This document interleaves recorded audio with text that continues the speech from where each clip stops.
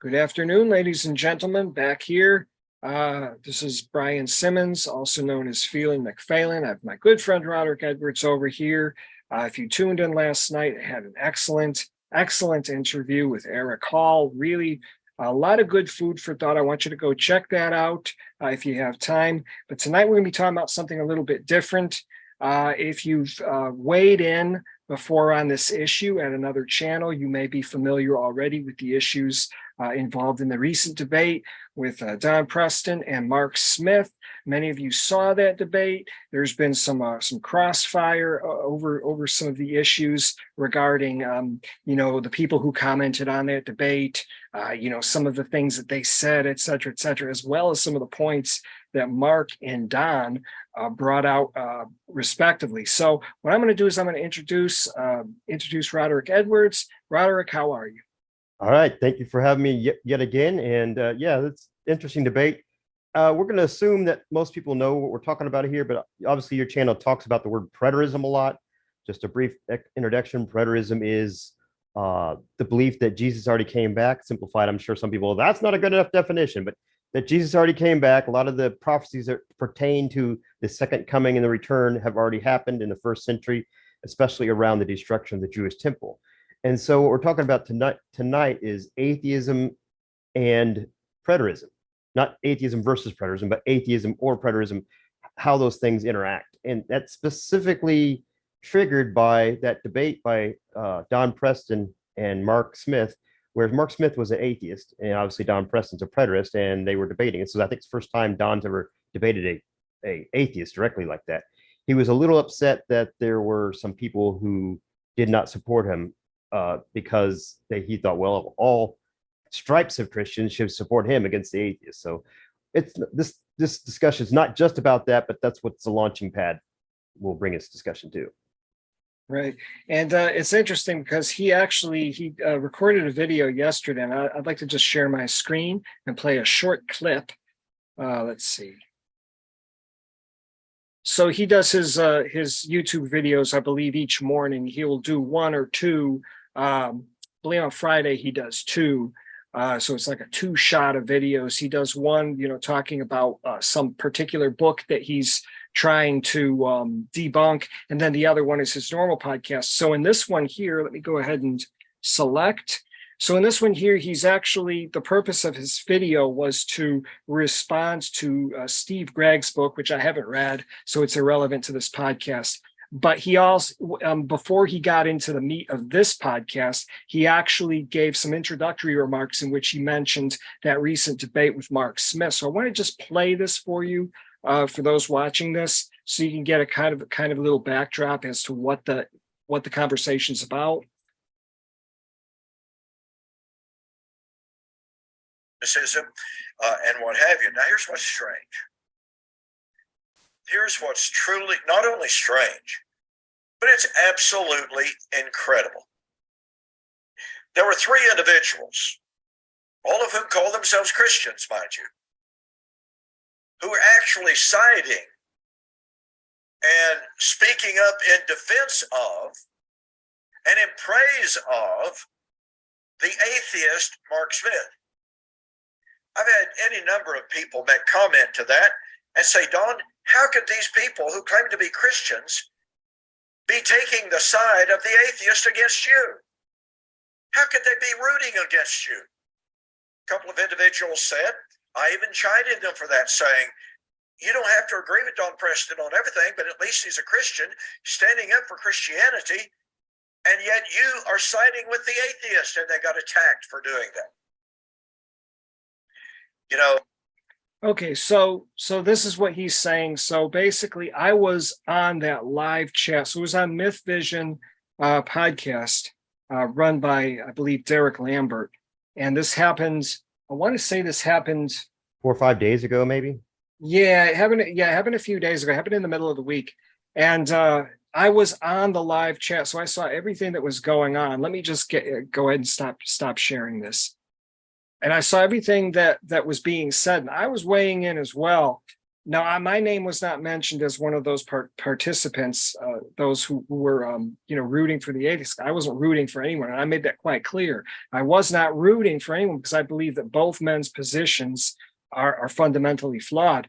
But there are some people that he's claiming that they were rooting for the atheists. I didn't really see that. I did see some people say, "Hey, look, Don Preston is not a good apologist, or Don Preston is." I hope Don Preston gets his butt kicked because Don does play a lot of hanky-panky games with language and, logic and stuff like that. So that may be where that's coming from. What do you think, Roderick? Since you're the guest tonight, I want to be doing all the talking. Weigh in and tell the audience what you think of this issue. Well, I was one of the people mentioned, but I would have, and I didn't say anything. I think I said like one or two things about that. I don't recall. It wasn't really supportive or not supportive of it. I think I came in the middle of the discussion anyhow. But backing up just a little bit, you've been having Israel only people on lately, which is a form of preterism that says that basically, I'm just summarizing it here, but basically that the preterist concept of God wrapping everything up in 80-70 only applied to either Abrahamic peoples or covenantal saved people. Sometimes they include non-Jews and sometimes they don't, depends who you talk to at that time, and nobody else afterwards. So the reason I'm talking about that is because way back when that started coming on, this Israel onlyism, I said that it was leading to functional atheism. Now people got upset. I'm not an atheist. Like my good friend Corey Schultz, who you had here recently, he is definitely not an atheist, but he is a functional atheist because there's no reason for him to actually appeal to God. If God's not going to do anything for him, if there's no covenants, if there's no salvation, if there's no judgment, there's no reason for him to really appeal to God. So he's functionally atheist is the word I use. And I've been using that for a long time. And so when we're talking about this Mark Smith and Don Preston represents full preterism. Most Christians, historical Christians, don't recognize full preterism as Christian. So when he says, I can't believe that these Christians wouldn't support me. Well, it would be like supporting a Mormon and a Jehovah's Witness in a battle. Which one do you choose? If you're a Christian, which one do you say, I'm going to support this guy? He's more Christian than the other guy. Because most historical Christians don't see either one as Christian. So it's really not a shock. It's actually, to me, it's come at either a dishonesty or naivety on Don's part, not realizing why he didn't get support in this argument. Now, one thing I did say after the fact, because I interact with Mark Smith, let's make sure I had his name right, Mark Smith on Twitter, is that the Hebraic argument that Don constantly uses is one I constantly hear from preterists. You got to have a Hebraic mind. You have to have a mind that thinks like the Jews. Well, when Paul was interacting with the non-Jews, the Gentiles, the people on Mars Hill, those people didn't care about the whole history of the Jews. He might have related to them at the time, but they didn't really care. So that was Mark Smith's tact in the argument. He says, look, if you ask 10 people, 100 people on the street about a certain doctrine, here's what they're going to believe. Well, Don didn't like that. He said, no, you got to have a Hebraic mind. Most people don't have Hebraic minds. They see the Bible, they open it up, they read it in English, and here's what they conclude. But to tell them that they can't just read it in English, that they have to go back and have the Hebrew and the Aramaic and the Greek, which, yes, I agree with. If you really want to study it, that's what you need to do. But if we don't have an English translation that's sufficient enough for me as an English-speaking person to open it up and say, oh, if I read this enough from cover to cover, I should be able to understand what it's trying to say here. If we don't have one, then the problem is not with having or not having a Hebraic mind. It's the problem with the translations. We still need to work on the translations. Right. And I agree, Roderick. I think there's a lot of angst on both. Well, on the part of Don Preston, I think he's always looking for he thinks that everybody's against him, and sometimes that's the case because he does generate a lot of controversy. And this is what controversialists do. They get themselves into a mess where now it's like everybody's against them. And sometimes that's the case. I did not see anyone specifically root for Mark. I did see some people make some remarks as to, well, this guy's making a good argument. Look, I tried to be objective, and I thought he made some decent arguments. I'm obviously not going to agree with his conclusion, but obviously I'm not going to agree with Don's conclusion as well. I thought Don made some decent arguments. And look, I just want to say to everybody watching this video, I've got nothing, absolutely nothing against Don. I know this is probably the farthest thing from his mind, but if he ever wanted to be on this show, I would be happy to have him on. I don't have anything wrong with Don. I don't agree with his eschatology. I don't agree with his theology in general. To me, he seems a little bit abrasive. His bedside manner is a little bit abrasive, but I don't have anything wrong with Don. I did weigh in and I said that I specifically said I think it was a draw. I don't think anybody won. Because I think that both sides were arguing from a sort of a logical fallacy, the fallacy of only having two options. Well, if this is wrong, then this must be right. No. The other party's saying, well, if this is wrong, then I must be right. But they weren't. It's not dynamics, not taking into account all possible pieces of data or whatever. Anyways. I want to move on, and I know you had some. I'm just looking at this outline here. I know the channel host. I have not followed Derek Lambert's ministry at all. Actually, I'm not subscribed to him or anything, and I wasn't around. I guess I wasn't around when he was a full. No, you took a hiatus about the time he came out. So okay. Derek Lambert was a full preterist at one point, and I think he actually has a video about how he made that journey from and to. But eventually became a full-blown atheist, not a functional atheist, an actual full-blown. And you might say he might claim he's an agnostic. I don't know.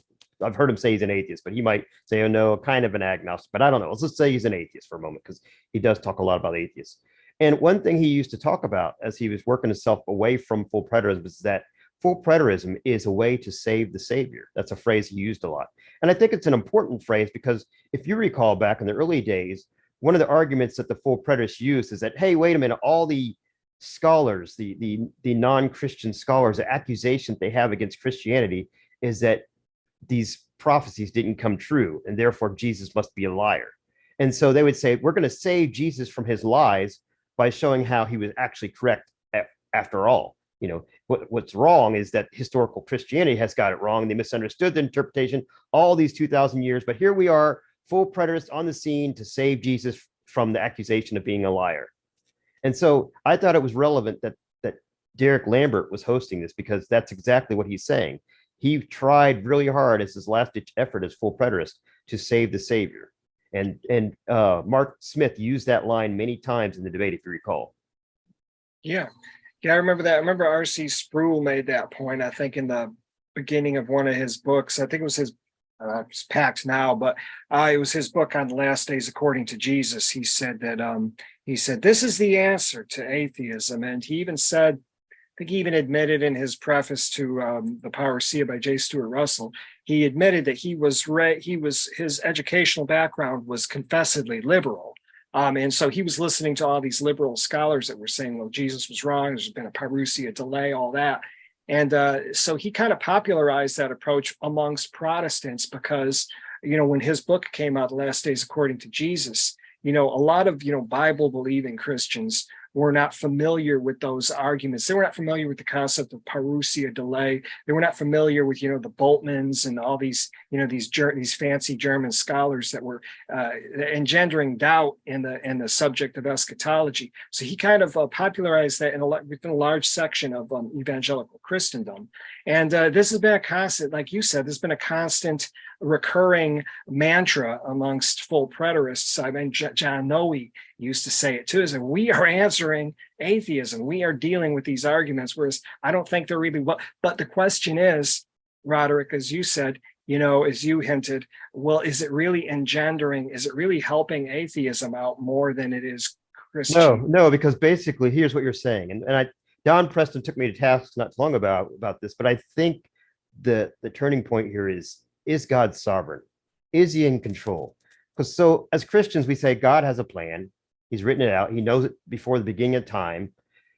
But what preterism says is that everything that Christians have ever understood about the Bible from the beginning, from the day before AD 70 and the day after, has been wrong. We've been wrong all these years. And not until preterism comes along do we finally get it right. Well, this, to me, it smacks in the face of God. So if God cannot maintain a basic understanding, because look, I was a training supervisor for 15 years. I think you call centers. You work at a call center. Yeah. So I had 4 trainers under me, and they trained 16 people in these classes every week. And sometimes they'd come to me and say, this class just isn't getting it. I said, well, then the problem's with you, because I know the material's sound. We've trained successfully many people before with this course. So you must figure out how to approach these people and get them to understand the material.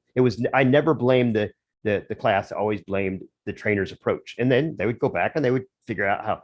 So my point is that if Jesus and the apostles, the Holy Spirit and God couldn't figure out how to make his eschatological plan understood in a basic way, at least the most basic part of it, then he's a bad trainer. It really is. They're kind of impinging God's credibility when they're saying, well, it's all been wrong this time, but here we are, we're going to all fix it now. It doesn't really help you from atheism. Matter of fact, it should make people say, well, it sounds like the whole thing's bunk to me. Preterism is a last ditch effort, not just to save the Savior, but to save Christianity from being accused by the atheists of being ineffective for the world. Right. And I think you're right. I think, well, I don't know if I would say that there's any specific necessary correlation between full preterism and atheism. But now, of course, if you start paying attention to some of the conclusions, like what you were saying about, God, well, what was God doing for 2,000 years? If you start start being consistent with your conclusions, I think it could certainly point you in that direction. Well, the premises as well, because there's two main premises of that undergirds all forms of preterism.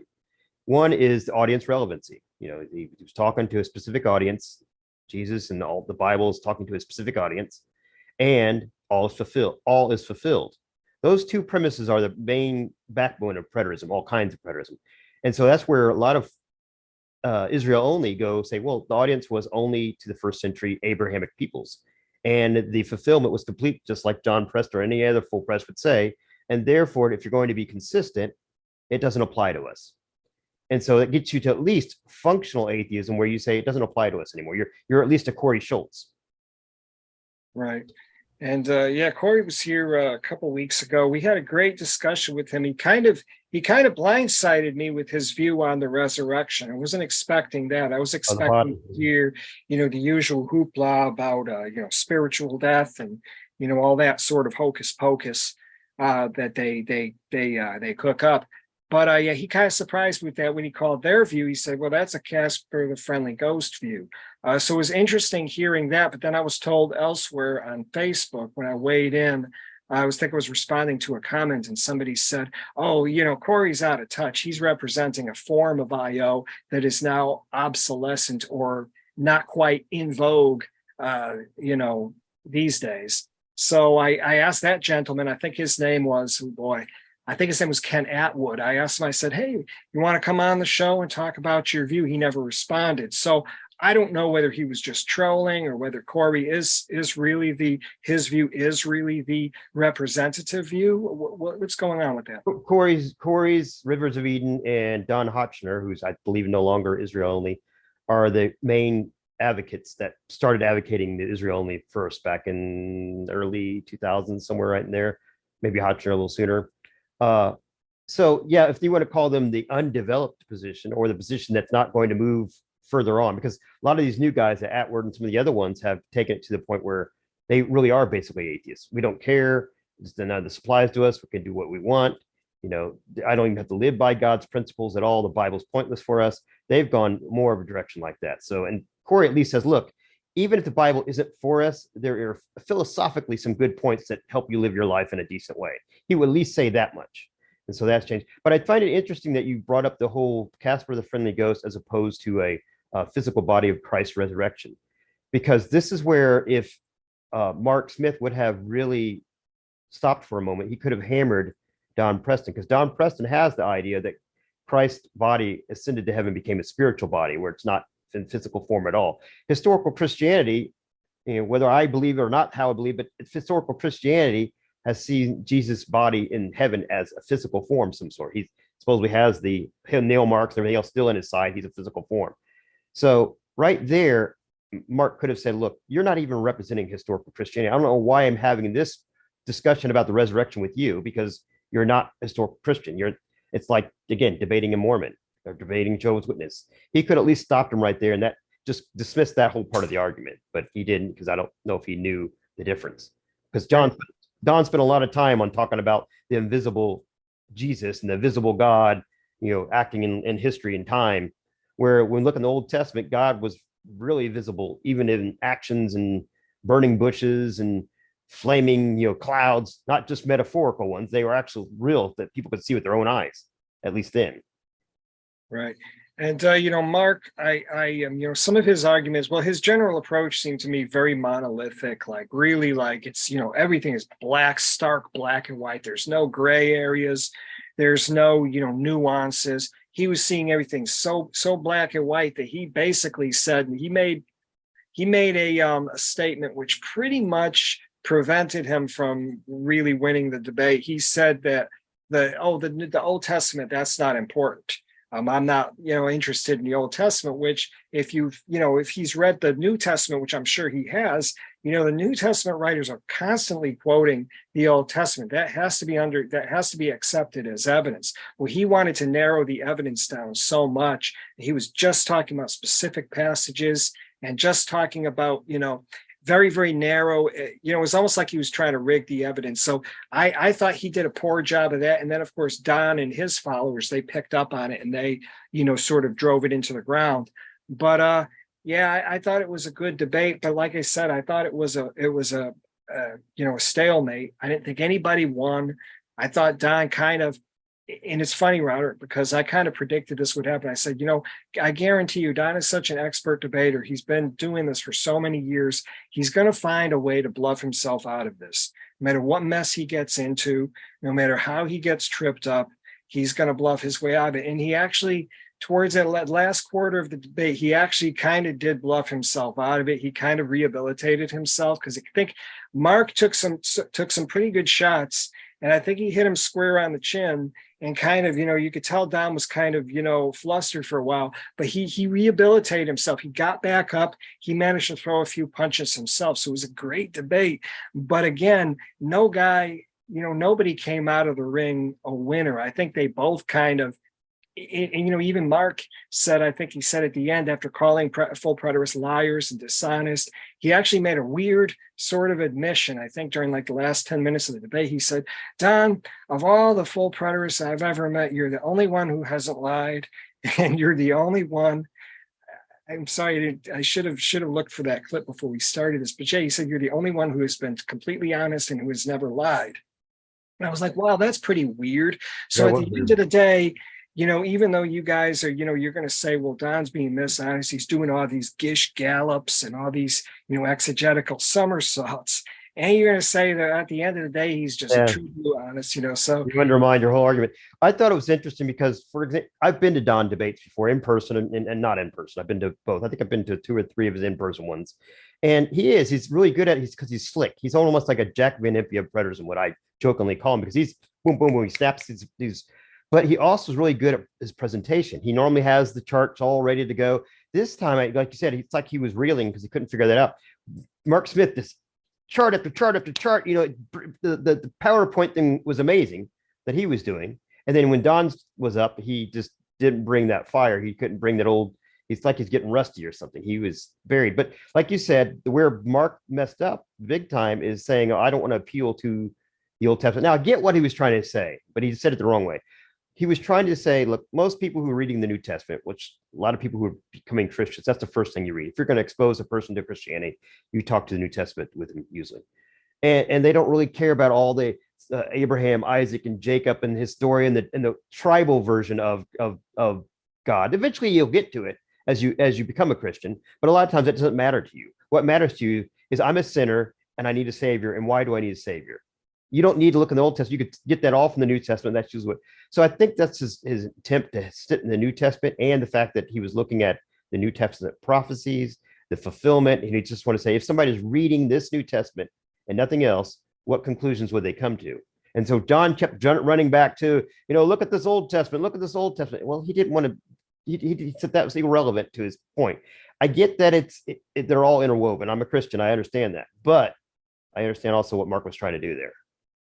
Yeah, I understand it too. And as a matter of fact, I was talking to a professor the other night. I hope he's not going to get angry with me for mentioning this, but he was telling me that was a bad argument anyway what Don was doing, because he was going back to the Old Testament. He was using, I think, diachronous sources, whereas he should have been using synchronous sources, like materials from Second Temple Judaism as to how they interpreted, how those words and terminologies were interpreted during the same time frame that the New Testament was written. So I thought that was a pretty good argument. Of course, makes no distinction between, inspired and uninspired writings, or maybe it does, maybe I misunderstood, but he's going to be, his name is Elton Holland. He's going to be back on. We hope to have him on probably next week. Hopefully we can carve out a time, but yeah, he's got another paper he's going to be showing us, and he's going to be weighing in on this debate. He's got some great stuff. Well, classical Greek, if you ever read like Greek mythology and classical Greek or any of the one, you'll see that it is their concepts, even they're using the same words, are much different. Their definitions of the words that we use in Greek in our Bible is a lot of times a lot different. I think they parked on I'm trying to remember which one, that elements. They were parking on the elements. Both of them kind of went back and forth and debate about the elements, whether they're actual physical, material elements, or are they principles only. They were going back and forth on that. And from what we could tell, depending how it's used, it could be both. So, and Don was trying to make sure that it was always about principles and not the actual physical elements burning up or being destroyed. So, yeah, I've heard him make those arguments before. But in classical think, Greek, sometimes it is the elements that are burning up. They're talking about the destruction. Right. I guess Don's general response was just a vast disappointment that so many Christians had chimed in, as far as, rooting for the atheists. But see, like I said earlier, I didn't see that. I was actually, in fact, those live chats are still available after. I think you can replay them. Yeah. Or get the full transcript of those live chats. Now, I did see some people weighing in who are fairly regular on the scene, a few ex-full preterists as well. I mention any names, not necessary, but some people did actually weigh in, and they actually did say some fairly unkind things about Don. But of course, Don has said some very rough things as well.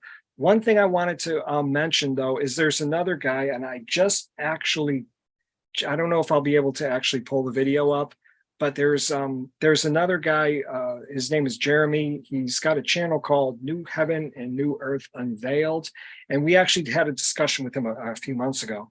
And he actually, just like a half hour before this podcast started, he actually did a video where he went on like a 15-minute rant about the behavior of certain persons who are very well known. Of course, I didn't know if I was included in that number or not, who were not behaving in a Christian manner during this debate. They were being very, I guess, critical of Don, and they were rooting for the atheists. So he was parroting pretty much what Don said. And I actually had a few comments. Well, there was just one comment that I wanted to go through, because I told the man I would, let's see. I told him I would try to address his concern. Okay, so his name is, Chris G. He said, he said, trying in the comments section to try and discredit Don while he is debating an atheist is of poor taste and character. And while I did not notice if you were one of them, you are indeed, in fact, affiliated with the one that was. That was not the time or place for. Okay, so I'm just going to respond really quickly to that. Okay, so perhaps maybe you're right. That wasn't the time or the place. And maybe, because I don't know who this person was. I don't think it was you, Roderick. It could have been someone else. Maybe he has a personal vendetta against Don. Maybe he just doesn't like Don, or maybe Don doesn't like him. Maybe the feeling's mutual. So it doesn't necessarily have to be all apologetic. Could have been emotional, in which case you would expect a sort of reaction like that. But Roderick, I did not see you weigh in but once or twice, maybe three. I can't recall if I've said anything. I mean, obviously, well, I used to have my own podcast, as you know, called Kingdom Commentaries. I think I had Don on there 2 or 3 times. So it's not like I have never interacted with Don in person or that way as well. My problem with Don is a couple things, not so much personal, because I don't know anything about him personally. People say, oh, it's always ad hominem. Well, I don't know anything about Don as a person. He might be a great person. However, I do know what he teaches. I do know his history, what he says, how he became a full preterist. I do know that he constantly seems to park on like the Matthew 24 argument and doesn't want to go further. I do know that he's made money off preterism, not $100,000, which is, again, so be it, but pretending that you don't making money. I do know that he calls himself the president of Preterist Institute when it's just him and his wife, basically. So it's like a one-man institute. So there's some things I have questions about character in general, but as a person, I have nothing about him. He might be a great guy. I know he likes Mustangs. I like Mustangs. However, my main argument with him is the fact he's still pushing full preterism. And he won't, at least I've known him since the 1990s. I've known him and other people have developed their preterism further along, sometimes developing completely out of preterism. And you have the covenant creationists, by the way. They've developed a different form. You have the Israel only. Don Preston's stuck there because that's, to me, I think it's his bread and butter. He doesn't want to go too far because it becomes too extreme. Although the new thing about the whole, Casper the Friendly Ghost might get him. You even had Ed Stevens. He developed his preterism, had the first century rapture, which was built off J.S. Russell's concept of rapture in his book. So my main problem is Don is parked on his full preterism, where it's sort of like Max King. He parked there. Nobody had access to him. He wrote his books and basically in seclusion. Really, nobody had access to him, so he couldn't vet his material at all. There's other people coming up. There's hopefully he doesn't get mad. There's a guy named Kim Burgess who is interacting with Gary DeMar. I believe he's a type of full preterist. I think he calls himself the consistent preterist, and he's developing it. He's being public, but still not vetting. And there's not people like you did in the preterist movement who are able to say, hey, wait a minute, what about this? And what about that? And he doesn't care to. I've talked to him about that. He says, I don't care to have that. That's distracting to me. Okay, fine.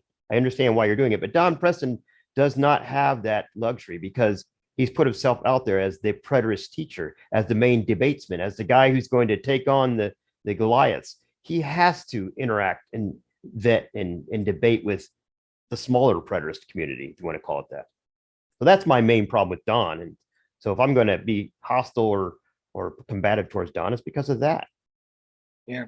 And going back to the atheist issue, I think it's possible. I mean, because we've seen a lot of people who have become sort of agnostic or atheist, and I don't know if they've actually attributed that to full preterists. Maybe some of them did, some of them didn't.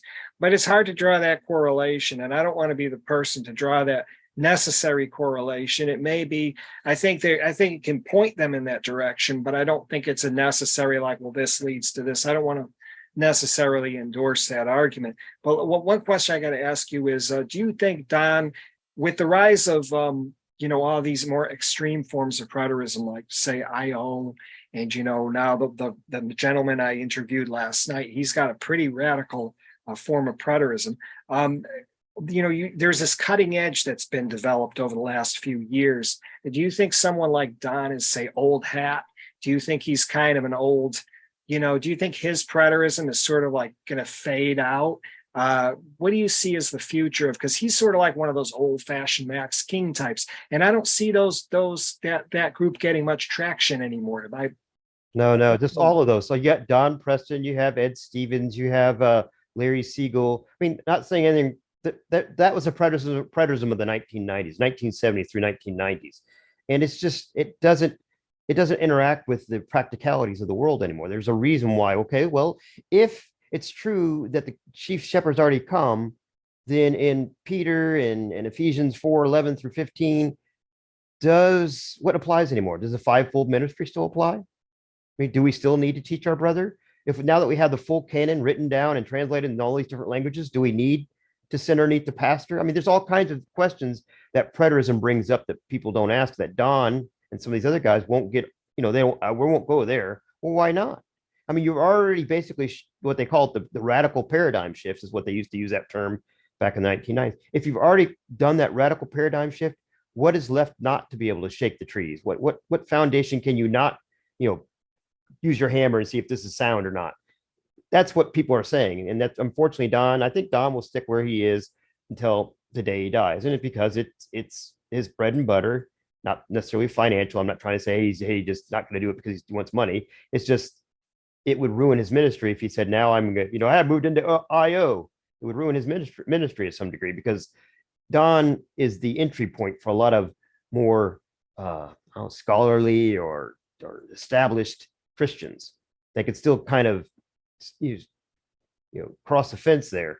with Don and people like him. But with IO, Corey Schultz, and some of these other guys who've taken it further, once you do that, there's really no coming back. Eventually, you might end up as a Derek Lambert.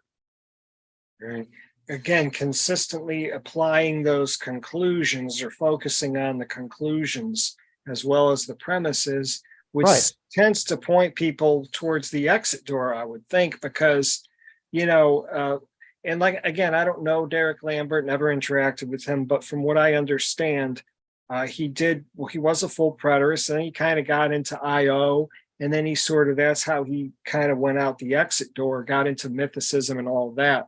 And I've seen other people do that as well, where, sometimes you'll be talking to someone and they'll let you know I'm a full preterist. You'll be talking to them, but then they'll be like, Jesus is a myth or something like that. Just throw something out there that's just totally crazy. And it's like, well, wow, you must not be too evangelical anymore. You must be like, right by the latrine or something. I don't know, but it's too bad.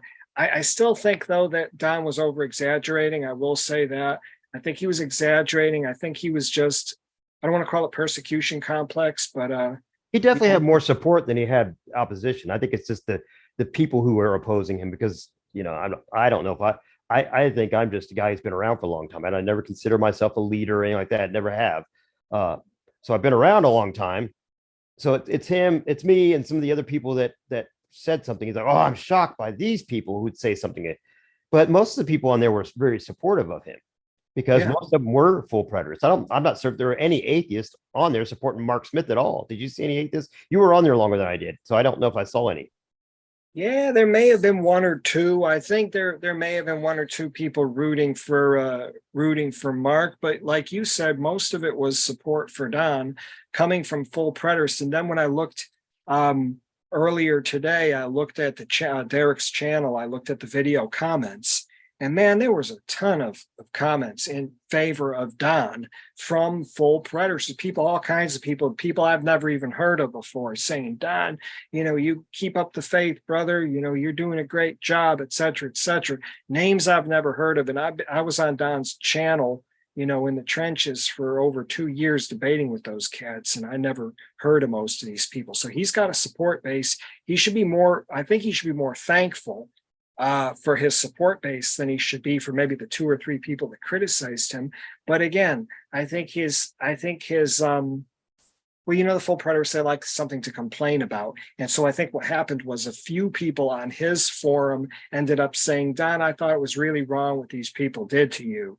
And there's one guy that I'm friends with who actually told me, I think Derek said, if press 1 if you're voting for Don, press 2 if you're voting for Mark, press 3 if you're not voting for either one. And I put 3 because I said, look, I don't believe either guy has the truth.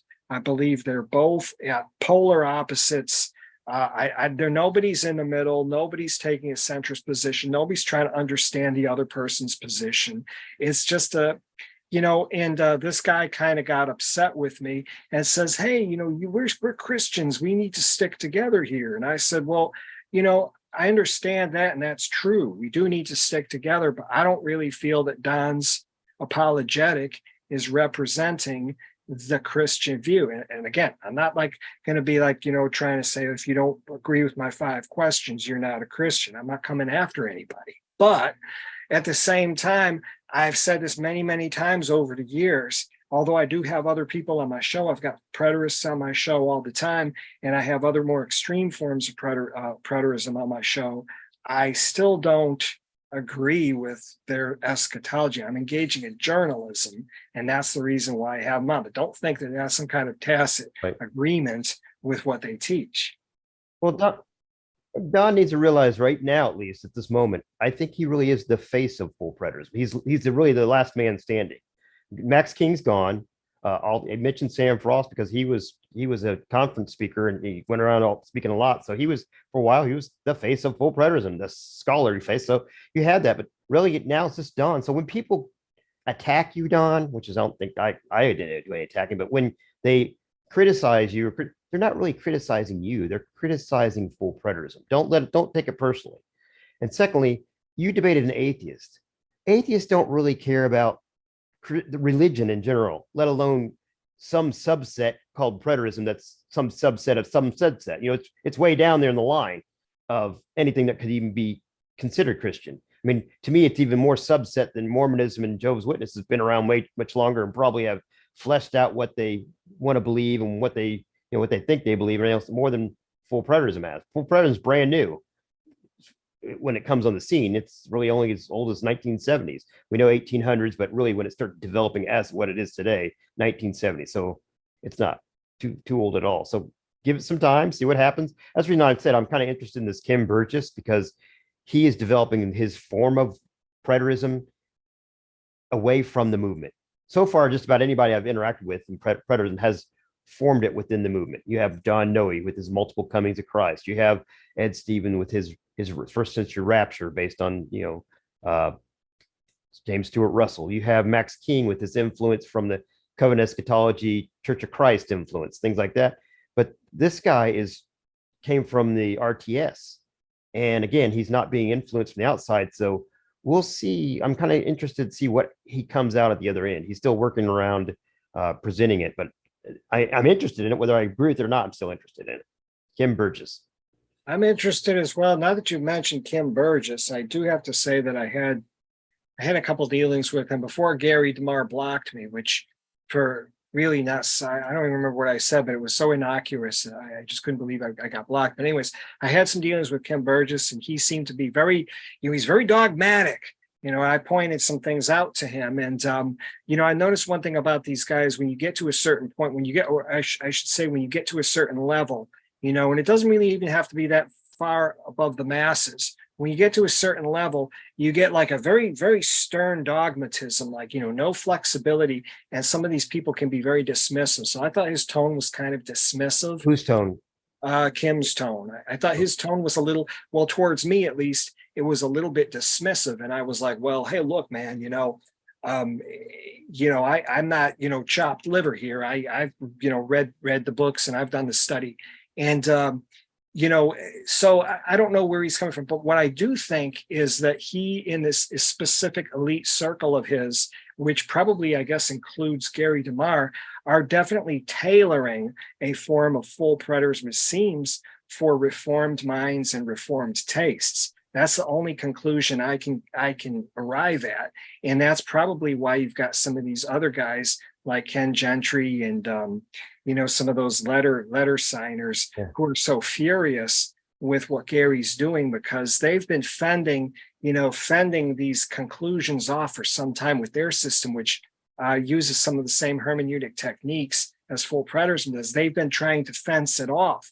And now it's like, well, they're bringing the war right into their living rooms. So I don't think they appreciate it too much. How much time do we have left? Otherwise, I want to open this can of worms. We're doing good. We've got 15 minutes. Okay, I could open this can of worms. So you open this can of worms. So blame yourself if so.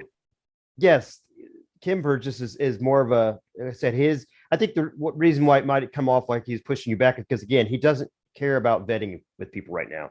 He wants to develop it. Really, if it wasn't for Gary DeMar, he probably wouldn't even be public at all with it. He'd be just writing or developing it in secrecy, if you want to call it that, or at least not in open. Gary DeMar supposedly wanted him to talk about this more openly. And so it's developing right before our eyes. I think they're on podcast number 18 now on developing this. But he's not the first one to do this. And as you said, they're fencing it off. Gary DeMar, Kenneth Gentry, especially David Chilton, who supposedly went full preterism, have been toying around with trying to develop some kind of form of full preterism. We'll just say full preterism that is going to be creedally acceptable. Obviously, sometimes they give it up. They don't. Even Kenneth Talbot called his stuff realized preterism and told us that it was based on, he was calling David Chilton's modified preterism, which it was not modified preterism. He was full-fledged full preterism. So they've all been kind of toying around with it. And like you said, I think they're afraid now, because now you have, if this Kim Burgess pulls it off with Gary DeMar, who is very influential, somehow pulls it off and brings in a kind of full preterism that is acceptable, they're all out of the game now, because they've already made their position. Hey, full preterism is hyper. It's a heresy. We're never going to go there. we're done with it. Well, what are they going to do? Eat cake and say, oh, well, we were wrong. And we went in on the game too. Now, obviously we don't know what Ken Talbot would do because he's no longer with us. But if he was with us, would he be working with Kim Burgess to try to develop a new kind of realized preterism? We don't know. I mean, there's all kinds of speculation here, but these people aren't innocent of pushing along the agenda of full preterism, whether they like it or not. They've been helping it along all these years. So even R.C. Sproul Sr., as you know, things he said really has helped push it along.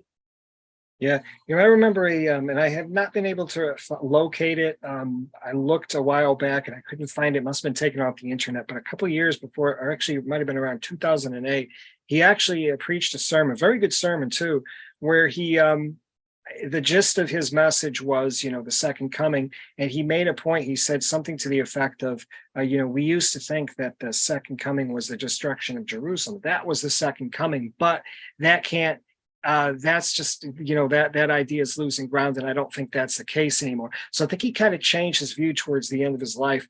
But, I guess I have to ask you a question, because from what you said, it sounded like they are developing this. So what's worse? I mean, because we were talking about atheism and some people, becoming atheists through full preterism, through more extreme forms of full preterism. What do you think is worse? Do you think it's worse if a full preterist who stands staunchly on, I guess, Reformed traditions and still tries to pretend that they're, 5-point sovereignty of God? Or is it somebody who goes that extra step that might lead them through the back door out into the atheist world? I mean, because you don't want somebody like that, the former, sort of person. You really don't want somebody like that in your church, because they could be pointing somebody out the back door. At the same time, would you rather have them outside of Christianity altogether, or would you rather have them kind of lurking in the wings, so to speak, enticing other people with their candy and their illicit goods? Well, let me say two things. One, I think I wrote this in response to Don's complaint that people were criticizing. What he was doing is more dangerous. We already know what atheism is, and most Christians reject it out of hand right away. But full preterism, especially the kind Don was advocating, looks like Christianity. So to me, it's more dangerous. It's a candy-coated poison in a way. So, we know already to stay away from atheism. It has nothing to do with us. We don't want anything to do with it. But full preterism looks enticing. Now, what you were saying, I think I mentioned this to you before. I don't believe anybody's unbiased. We try to be as objective as possible, but everybody has biases. So I want to tell you right now, I'm biased in the fact that I believe God is sovereign. So I'm a Calvinistic Christian. And I believe it would be consistent to somehow work that into your theology.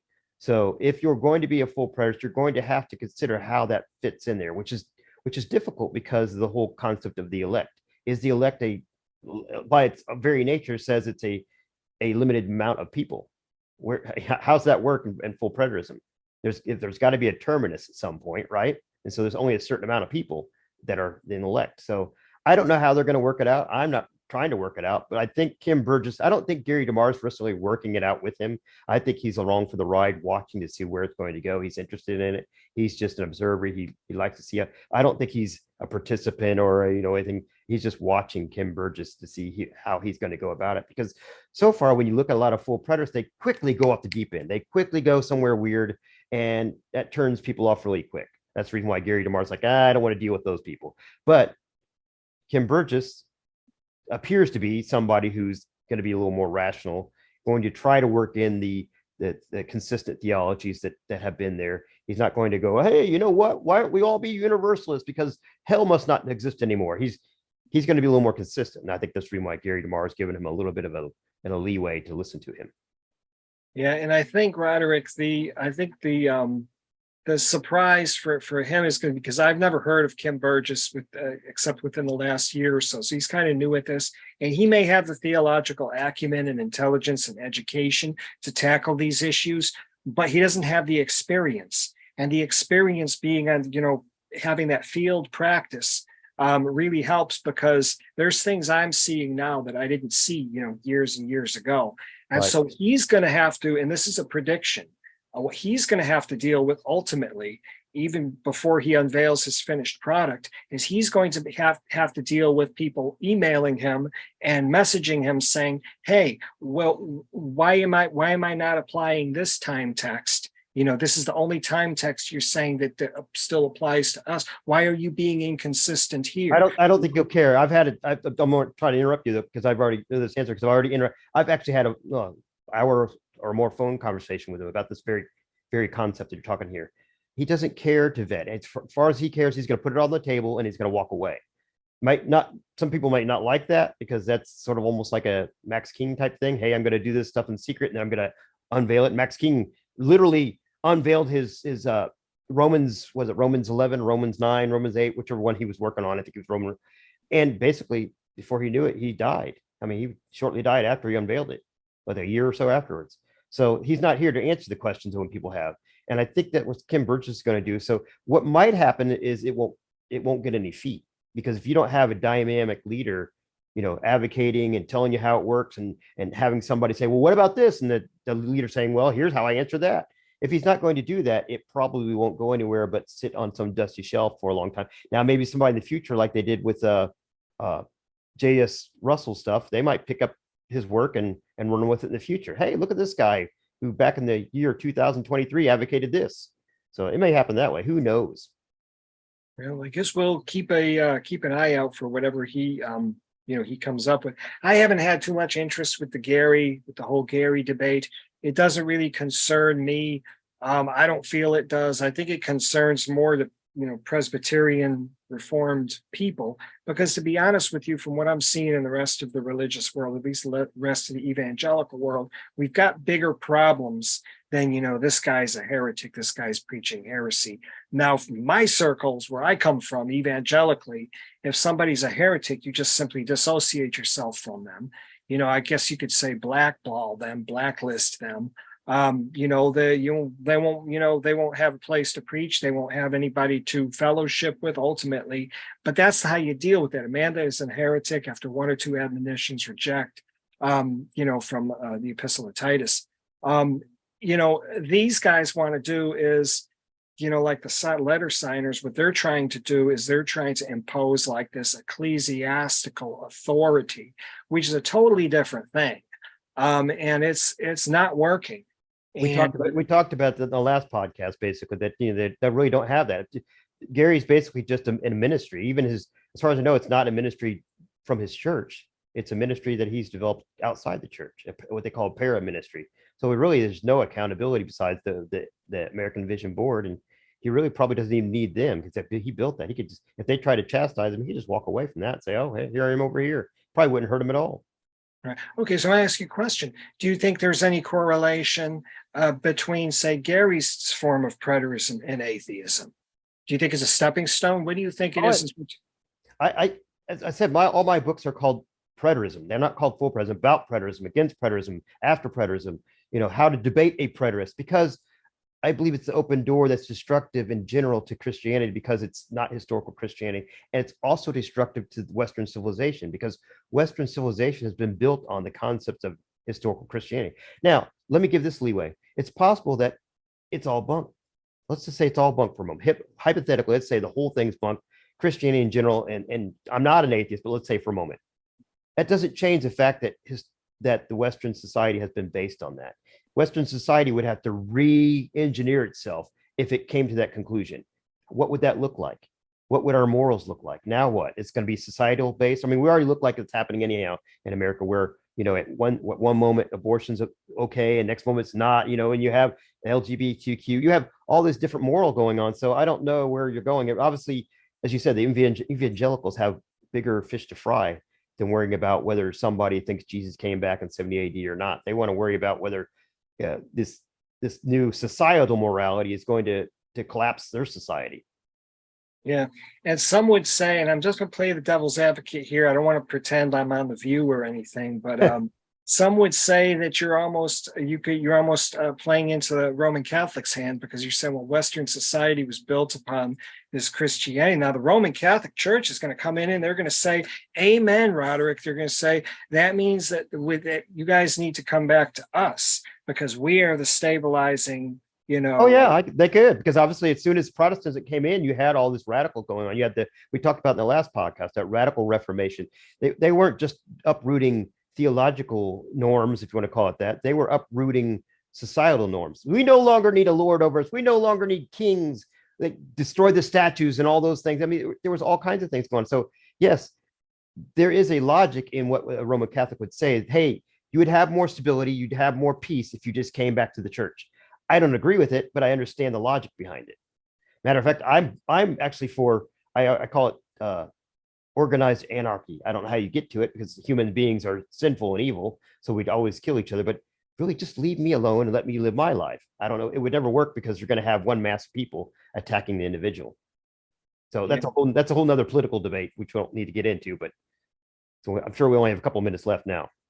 Right. Well, we got about 5 minutes left, and I guess this has been a really fascinating discussion. There's just so much material to discuss. I really do think that Gary, well, just leaving Gary aside, I think going back to Don, I think that the debate, I think it was a good debate. And I just want to say to everybody that's watching this, I really think it was a good debate. And I think Don made some good points. It's very useful. I'm glad they had it. It was a useful debate. It was interesting to see. It was better than the same old Don Preston debates against the poor dispensationalist that wasn't ready for Don.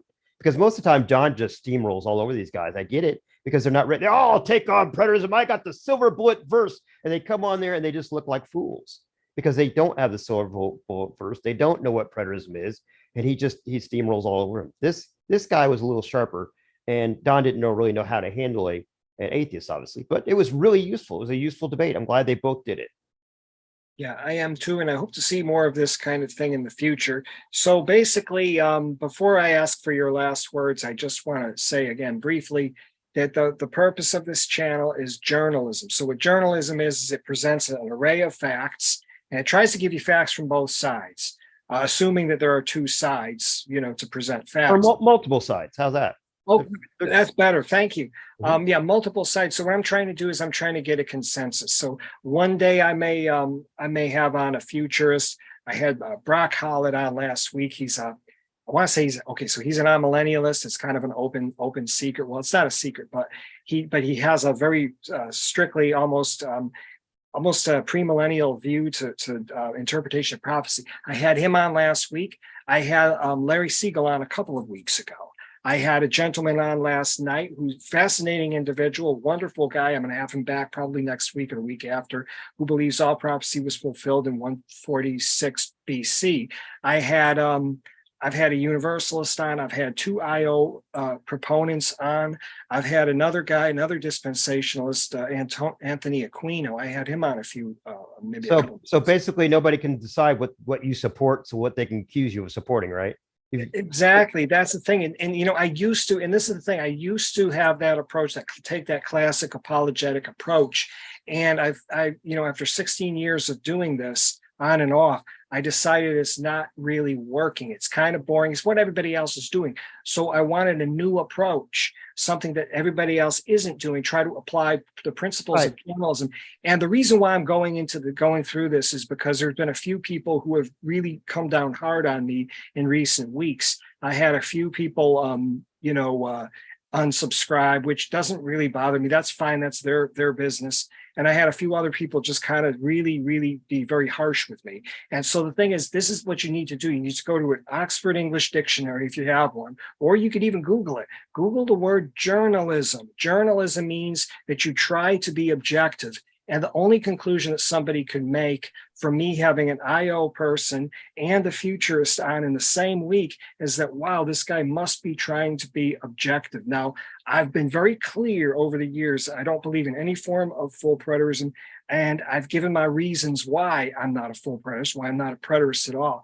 So that material is available as well. But I guess at the end of the day, if somebody doesn't like the journalistic approach, don't watch the videos. Don't patronize me. That's all I can say.